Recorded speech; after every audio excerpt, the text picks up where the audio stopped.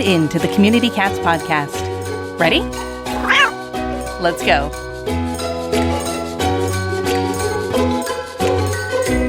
Hello, everyone, and welcome to our webinar. I am thrilled to be here with you this afternoon.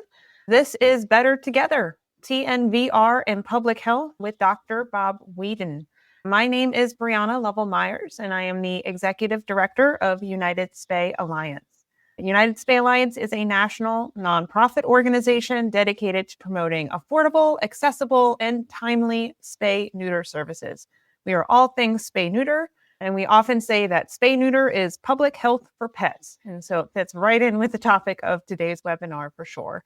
Dr. Weedon is a community cat and high-quality, high-volume spay-neuter surgeon at Paws Plus Veterinary in Lakeland, Florida. He's the former medical director and high-quality, high-volume spay-neuter surgeon with the Animal Rescue Coalition in Sarasota, Florida, and previously served as a clinical assistant professor at the University of Illinois, where he trained veterinary students in high-quality, high-volume spay-neuter techniques. Dr. Weedon also instructs veterinarians through his consulting company, SNP, or Spay-Neuter Instructional Program. A dedicated advocate for pet overpopulation solutions, Dr. Weedon is a member of the Veterinary Shortage Task Force here at United Spay Alliance.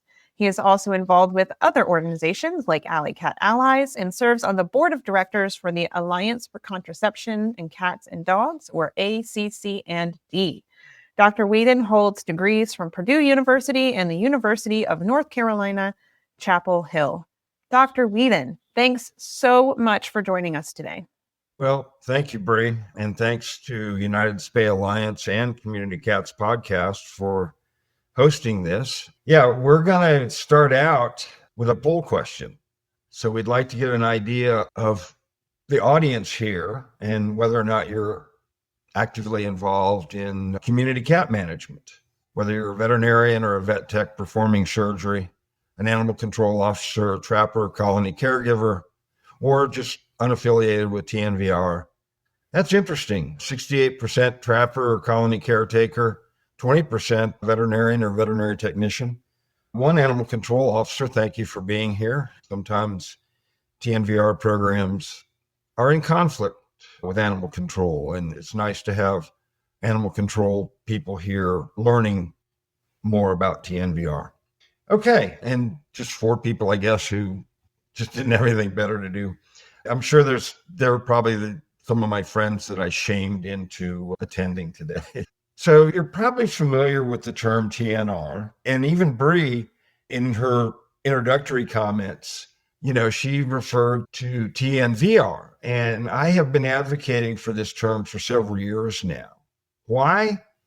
The V stands for vaccinate, which emphasizes the public health aspect of TNVR programs, including vaccinating for rabies as a means of protecting the health of the public.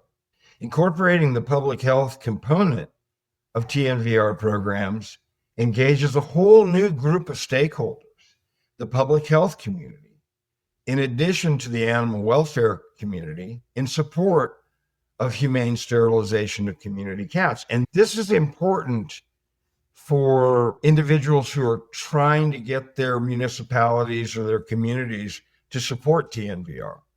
It's not just about the well-being of the cats, but also how these programs can indeed protect the health of the public. So we're all aware of the growing body of evidence indicating that TNVR is not only effective at reducing community cat numbers, but that such reductions are sustainable over extended periods.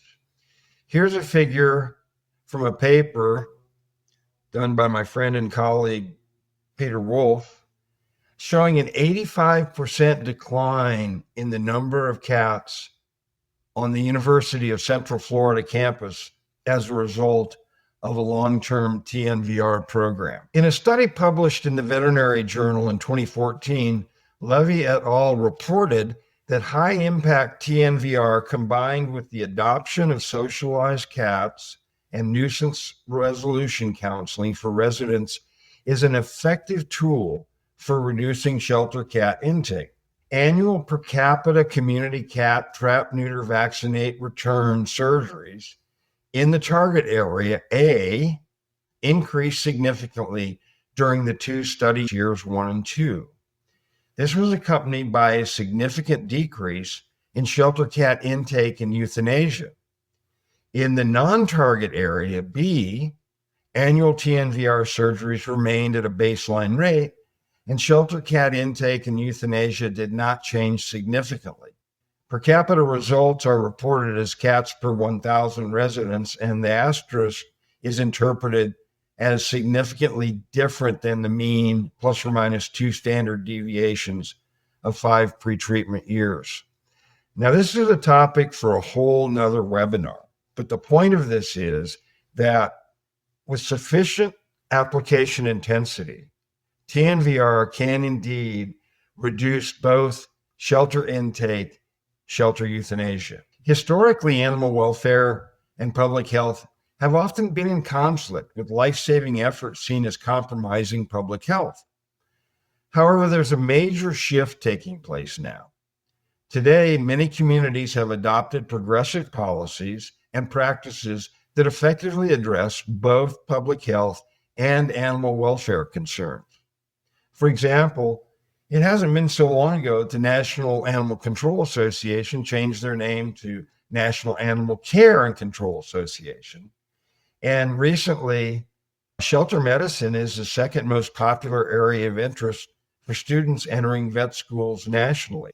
So a Venn diagram uses overlapping circles to illustrate the similarities and differences and relationships between concepts, ideas, categories, or groups. Similarities between groups are represented in the overlapping portions of the circles, while differences are represented in the non-overlapping portions of the circles. Here is one of my favorite explanations of a Venn diagram based on the U2 song, With or Without You, where the lyrics say, with or without you, I can't live with or without you. I prefer to look at the relationship between animal welfare and public health in the context of a Venn diagram. There are some overlaps between the two disciplines, notably rabies prevention and what we're going to talk about today, TNVR, and how it can benefit both sides of our Venn diagram. I like to think of TNVR as a slide rule. Who amongst us knows what a slide rule is? I used one in high school. I guess that tells you how old I am. It worked well, but was a little cumbersome to carry around and to use. My freshman year of undergrad, my first year of college, the first pocket calculator came out. While the slide rule still worked, the pocket calculator was more convenient and faster. Imagine being the slide rule manufacturer the day the pocket calculator came out. TNVR is like a slide rule. Something better will come along, but until that time, it's better than doing nothing. Yeah, TNVR is the best public policy for community cats. It reduces shelter intake and euthanasia, reduces complaint calls to municipalities, saves taxpayer money. It's supported by more than 70% of the American public. And as we're going to learn today, it protects the health of domestic animals and people. Probably the most notable attack on TNVR is the 2016 book Cat Wars, The Devastating Consequences of a Cuddly Killer. According to Mara, who since 2019 is the dean of Georgetown University's Earth Commons Institute for the Environment and Sustainability, and a professor of biology and environment, who had previously been with the Smithsonian Institution's Conservation Biology Institute since 1999 and ran its Migratory Bird Center, outdoor cats are, quote, unrelenting killers and cauldrons of disease, whose quote unquote devastating consequences must be dealt with by eradication in the name of biodiversity. Quote, from a conservation ecology perspective, the most desirable solution seems to be clear. Remove all free-ranging cats from the landscape by any means necessary, unquote. Since when did killing one species in the name of another ever make any sense? Recently, opponents of TNVR programs have focused on two public health issues, rabies and toxoplasmosis, in their efforts to scare people regarding the apparent threats to these diseases posed by feral and free-roaming cats. We're going to discuss these two diseases today and demonstrate why TNVR programs actually protect people in their communities from these threats. Every year, the Centers for Disease Control and Prevention publishes rabies surveillance in the United States during the previous year. This comprehensive document lists the numbers and percentages of wild and domestic animals diagnosed with rabies. It also gives guidance for what is considered exposure. The figures shown represent annual surveillance data from 2022, the latest year for which it's available. So in 2022, there were 17,406 cats tested for rabies, of which 222, or 1.3%, were confirmed rabid. So this is really in line with the mean percentage during the previous 5 years, which was 1.3%, with a 95% confidence interval of 1.1 to 1.5%. It varies year to year, up and down a little bit, but it stays pretty constant at this level. During 2018, antemortem samples from 23 human patients in 17 states and U.S. territories suspected of having rabies were submitted to the CDC for laboratory diagnostic testing, of which 13%, were confirmed to be positive. Nowhere does it list the cat as a source of exposure for a person acquiring rabies during 2018. And that's the last year that for which reporting exists. So that brings us to our next poll question. When was the last documented case of human rabies attributed to exposure from a cat? And your choices are 2024, 2005, 1995, or 1975. Let's see what you think here. Pretty good. 49% said 1975, 41% said 1995. As a matter of fact, the last documented case of human rabies from exposure to a rabid cat was in 1975. This according to two different documents, one published in the American Journal of the American Veterinary Medical Association, and another Journal of Neuropathology and Experimental Neurology. 1975, it's been a long time since a human has acquired rabies from a cat, but the threat is still there. The latest CDC document shows the distribution of major rabies virus variants in the U.S. and Puerto Rico during the period 2014 to 2018. What stands out to me is the Eastern raccoon rabies virus variant. Most of the rabid cats were reported from states where the raccoon rabies virus variant was considered enzootic. As a matter of fact, it's interesting to note that over 50% of the rabid cats were reported from states where the raccoon rabies virus variant was considered enzootic. Pennsylvania led the list with 47, followed by Virginia, New Jersey, and Georgia. These are all states where the Eastern raccoon rabies virus variant is enzootic. So I want to reiterate, emphasizing the public health aspect of TNVR programs. We're vaccinating against rabies as a means of protecting the health of the public. And one of my take-home messages from this presentation is vaccinating community cats creates a barrier to the disease between wildlife and domestic animals and people. An important concept to understand is herd immunity. You probably remember hearing about it during the COVID pandemic. Herd immunity is a form of indirect protection from infectious disease that occurs when a large percentage of a population has become immune to an infection, thereby providing a measure of protection for individuals who are not immune. Individuals who are immune to a disease act as a barrier in the spread of the disease, slowing or preventing the transmission of disease to others. These diagrams illustrate the concept of herd immunity and illustrate how rabies could spread in a susceptible colony of feral cats if each infected animal were exposed to 2 other cats. The blue dot represents an unvaccinated infected animal. The white dot represents a susceptible but uninfected animal. And the orange dot represents an immune cat who will not pass the infection to others.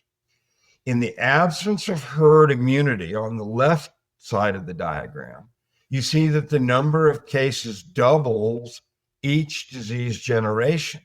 We see that in the presence of 50% herd immunity, the number of cases, blue dots, remains constant. That's how herd immunity works. So one of the problems that we encounter is that animal control agencies will continue to trap community cats even after they've been spayed or neutered and vaccinated. What happens if 2 vaccinated cats are trapped and removed and subsequently replaced with susceptible cats? Trap and removal of previously vaccinated cats will actually increase the susceptible population of cats times 2. If 2 vaccinated cats are trapped and removed and replaced with susceptible cats, then the number of rabid cats in the colony skyrockets. There's published evidence in support of this. Fisher et al. Published an article in JAVMA entitled Response of Feral Cats to Vaccination at the Time of Neutering. This article showed that prior to vaccination, some cats had protective serum antibody titers, but only 3% of them had antibodies to rabies virus. Notably, following vaccination for rabies, 98% of the cats had protective serum antiviral antibodies titers. Their conclusions were that feral cats appeared to have an excellent immune response following vaccination at the time of neutering. Some veterinarians don't like to vaccinate at the time of surgery because they fear that the immune response will be lessened due to stress. This study shows that not to be the case. They further concluded that incorporation of vaccination into trap-neuter-return programs is likely to protect the health of individual cats and possibly reduce the disease burden in the community, hence TNVR. They also concluded that vaccination of feral cats at the time of neutering may protect them for much of their remaining life, because immunity that develops following vaccination has been shown to persist for a minimum of 3 to 7 years in most cats. Now, one caveat. Cats should be retrapped if possible and boosted for rabies according to guidelines established by the American Association of Feline Practitioners. Also, many states have laws regarding rabies vaccination, and as veterinarians, we cannot arbitrarily ignore or alter those. This is why we are advocating that all TNVR programs include the V. Not only are we preventing cats from reproducing, but we're building a barrier to a disease that will protect domestic animals and people. Kittens may be small, but caring for them takes big knowledge, and the online kitten conference is here to help. Join us on June 7th and 8th for 2 full days of expert-led sessions focused entirely on kitten care, fostering, and program management. From bottle feeding to behavior, this conference covers it all. It's a fully virtual event, so you can tune in from anywhere, and registration includes access to the recordings, slides, and handouts. You'll hear from experienced professionals, get access to valuable resources, and connect with a community that shares your passion for saving lives. Learn more and register at communitycatspodcast.com/kittens, because the tiniest lives deserve the best care. In a recent study, 97% of respondents said that pets are family. Communities can play a vital role in helping to keep families together, whether it's reuniting lost pets with their owners, donating pet supplies or funds for pet owners in need, or offering short or long-term fostering. People can help keep pets and their people together. We just have to show them how. Did you know there are resources you can use to help bring attention to the programs you offer to help them do just that?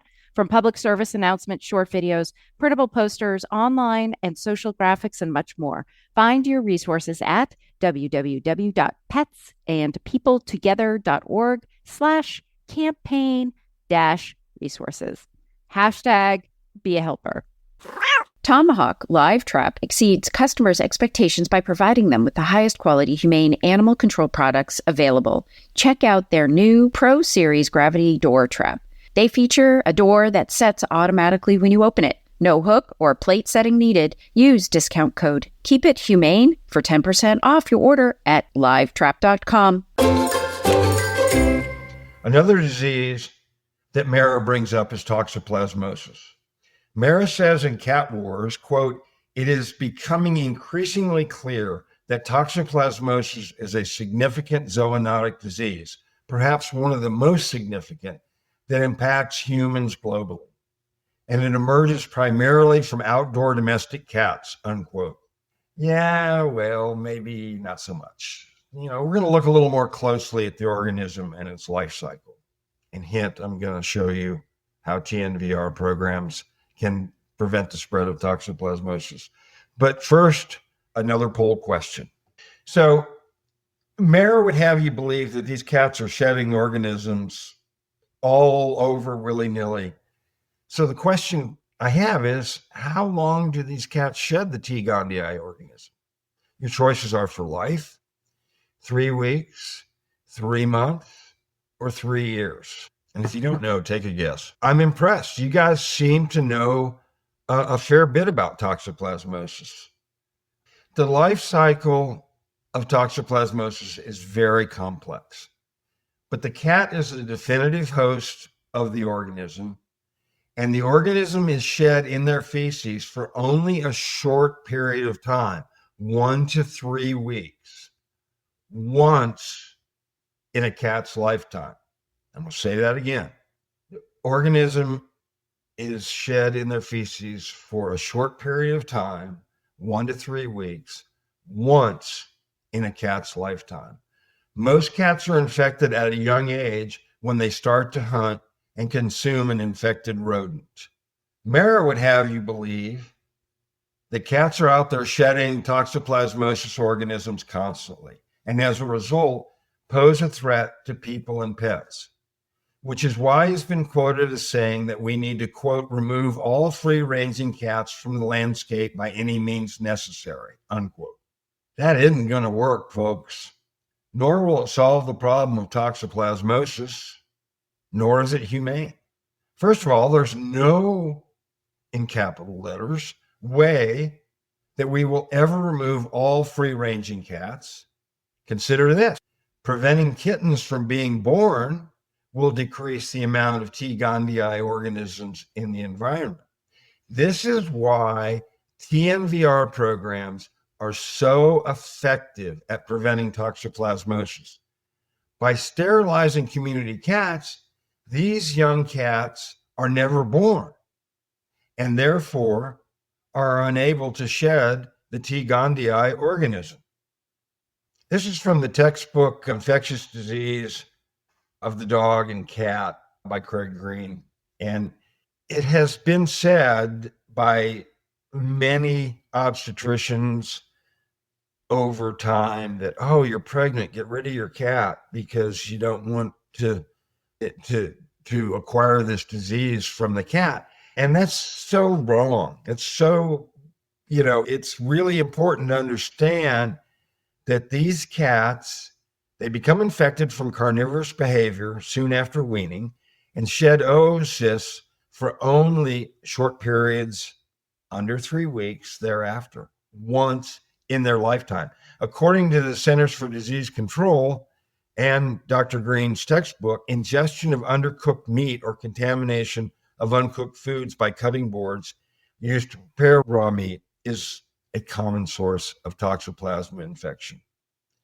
As a matter of fact, in the textbook Handbook of Zoonoses Identification and Prevention, Colville and Berryhill say, quote, cats have gotten a bad rap about how they transmit toxoplasmosis to humans and how they cause spontaneous abortion in women and blindness and mental retardation in newborn and older children. Well, it is true that cats are the only definitive host for the infective stage of the toxoplasma organism, they are not the most common source of human infection. The most efficient way to get toxoplasmosis from a cat is to eat the cat undercooked. That's from a veterinary textbook. And again, there's substantial scientific evidence that when properly applied, TNVR has been shown to help control/reduce the population of free-roaming cats. And some take-home messages from today, folks. Feral cats appear to have excellent immune response following vaccination at the time of neutering. Incorporation of vaccination into trap-neuter-return programs is likely to protect the health of individual cats and possibly reduce disease burden in the community. And TNVR programs prevent the birth of kittens who, as they grow, start to prey on rodents where they acquire the T. gondii organism. If those kittens are never born, they will never be able to shed the organism. TNVR not only reduces reproduction, but it also protects the health of the public. Okay, our final poll question. I'm curious as to how many of you vaccinate kittens that are less than 12 weeks of age. That's the vaccine label minimum for rabies. And the choices are all the time, some of the time, know if they can be diverted to foster/adopt or never.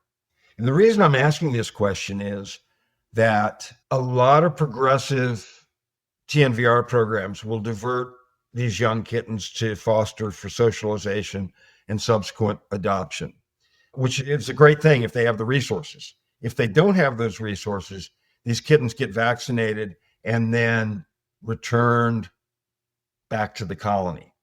Now, critics of TNVR programs will say, but that's under the label minimum age. You don't know that it works. And they're right. We didn't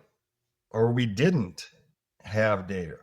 There's never been a peer-reviewed scientific study to demonstrate efficacy until now.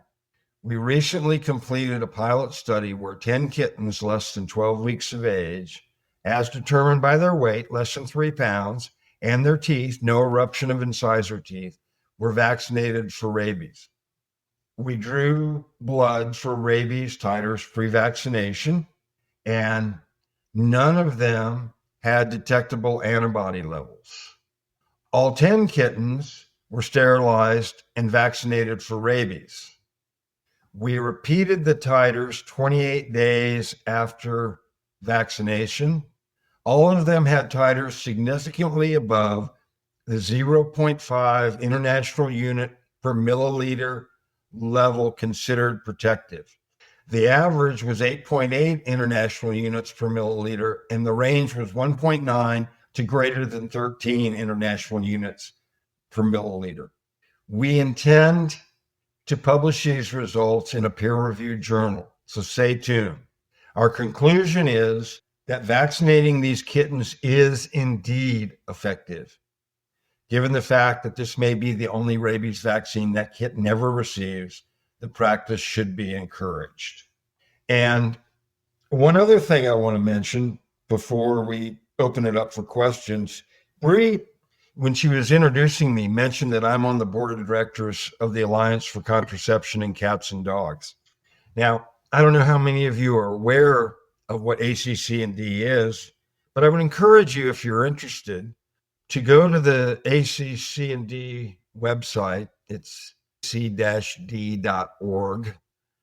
And to learn a little bit, the ACC&D is an organization that is dedicated to helping develop and promote the use of non-surgical forms of contraception. Our mission is to advance non-surgical sterilants and contraceptives for cats and dogs and to promote their global accessibility.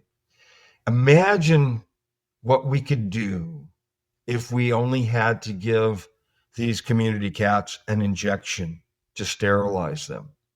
You know, right now, a large-scale TNVR clinic might sterilize 100 cats in a day, having several surgeons, doing surgery. Imagine how many cats we could sterilize if we only had to give them an injection. So these are some really cutting edge things, folks. The vaccination data now showing that rabies vaccine in kittens under 12 weeks of age is indeed effective. And also the developing of a non-surgical sterilant to humanely and safely sterilize community cats. I think you're going to see some really great things coming down the pike. So with that, let's open it up for questions. So I'm going to backtrack a little bit. What criteria does the CDC use to test cats for rabies? Do you know how that process works? Like where the data comes from? Yeah, the testing methodology they use is pretty standard. It's the gold standard for diagnosing rabies. The immunohistochemistry section on part of the brain, and the criteria whether or not to test, if I'm understanding the question correctly, that's determined by the submitting organization, like an animal control authority. But typically, they will test an animal that has bitten a human and cannot be quarantined for a 10-day period. And the 10-day quarantine comes from the fact that it's a known biological fact that if the animal's shedding virus in its saliva at the time of the bite, it will show clinical signs of rabies within 10 days, usually much sooner than that. So if the animal then at the end of a 10-day quarantine is not showing signs of rabies, then we're very confident in saying that it was not shedding virus in the saliva at the time of the bite.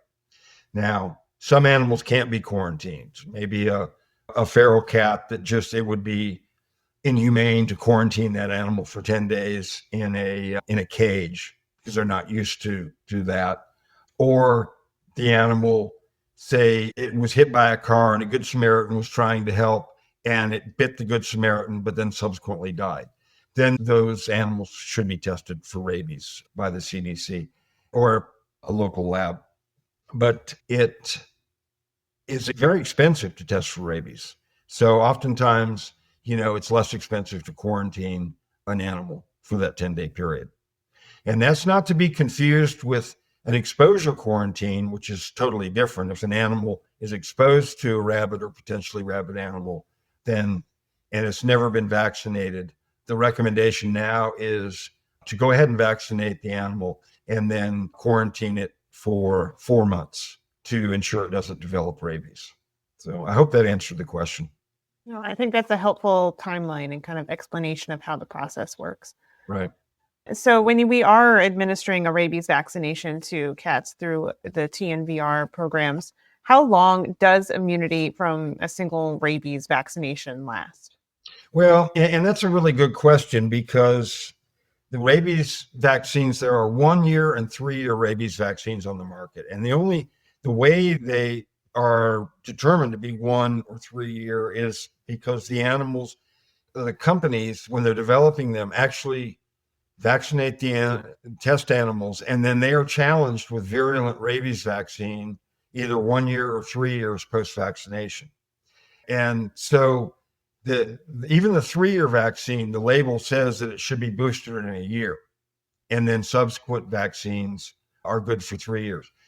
But Fisher et al., and there are some other people who have been working on this, notably Ron Schultz at Wisconsin, who recently retired. They have shown that immunity lasts longer than the label time. And last I read, there was protective immunity out to like 7 years from a 3-year rabies vaccine. But again, we can't change the label. The label says that to vaccinate, booster in a year, and then every 3 years after that. But we know that immunity does indeed last longer. And that's my argument for vaccinating these young kittens, that, that may be the only rabies shot they ever get. And that immunity will likely protect them for longer. Ideally, they should be boosted in a year. If a TNVR program has the resources and can retrap these animals and booster them. But many organizations don't have those resources, and that's impractical. All right. So I do have a question about the new study that you mentioned in kittens. Were follow-up titer tests done after the initial 28-day test? Were there any changes in antibodies after that initial post-vaccination titer test? Is it safe to assume protection after 28 days will last long-term, like the 3 to 7 years in adults? Yeah, that's a good question. We chose 28 days because the Compendium of Animal Rabies Prevention and Control says that an animal is not considered currently vaccinated until 28 days post-vaccine, because that's when the peak antibody titer should be detectable. So that's why we chose 28 days. And no, the titers will slowly drop over time. This was just a pilot study with just 10 kittens. Now we're putting together a larger study, actually a case control study, where we'll have control cats that are not vaccinated, that ideally will have no detectable titer prior to vaccine, no detectable titer after not being vaccinated, compared with a group that are vaccinated. And I think we will try to follow those longer. I think we may, ideally, it would be good to titer them at 28 days to show a response, and then maybe like even a year later or 6 months later to show a sustained response. But again, this was just a pilot study. All we were looking for is, did these kittens respond to the rabies vaccine being under the label age? And guess what? We showed that they did respond. Which is a terrific, I think, data-backed proof, I think, in our back pocket. Because I've been challenged. Actually, I was in a presentation like this. It wasn't online. It was a live presentation. And somebody in the audience, we were talking about this very fact, raised their hand. I called on them and said, well, how do you know it works? And I was kind of like, because we do it. There's no data that shows that it was effective. And, I think the thinking was, when they chose the 12-week minimum age, is that if the kitten had maternal antibodies, that might actually block the effectiveness of the vaccines. But in this situation, it's highly unlikely that kittens are going to have much, if any, maternal antibodies. I think that was the 3% in Fisher's study. The 3% that had antibodies prior to vaccination were probably maternal antibodies, and that the kittens got from the mother through the colostrum when they first nursed. So, yeah, there was no data that showed that these kittens under 12 weeks of age were successfully vaccinated. Well, now we have it. That's awesome. All right. One last little question, not directly related to rabies, but how long do the FVRCP vaccines last, and do they need to be an annual shot? I'm not a virologist, but I will tell you that I have a 14-year-old cat that I have not given an FVRCP vaccine to since he was like 2 years of age, because he's an indoor-only cat. And immunity, again, if you read that paper from the Fisher et al. Paper that I cited, they showed immunity persists. I think the longest they went out was 7 years. But I have read other things and had conversations with other clinicians that's if they had a series as a kitten, or 1 year, 2 year, maybe boosters, they are quite likely immune for life. Good news. I want to thank you, Dr. Weedon, for sharing your expertise with us today. I want to thank everyone who was able to tune in this afternoon. I want to give a shout out to Kristen, our technical tabby in the background, and Community Cats Podcast for their never-ending support of the work that we're doing. So thank you, one and all. I hope you have an excellent day, that you go out and continue to care for those colonies, have successful TNVR programs, and we're here as a resource if you need us. So thanks so much, and we'll catch you next time. Thank you, Dr. Weedon. TNVR. Good for you. That's it for this week. Please head over to Apple Podcasts and leave a review. We love to hear what you think, and a 5-star review really helps others find the show. You can also join the conversation with listeners, cat caretakers, and me on Facebook and Instagram. And don't forget to hit follow or subscribe on Spotify, Apple Podcasts, Google Podcasts, YouTube, Stitcher, or wherever you listen to podcasts so you don't miss a single show. Thanks for listening, and thank you for everything that you do to help create a safe and healthy world for cats.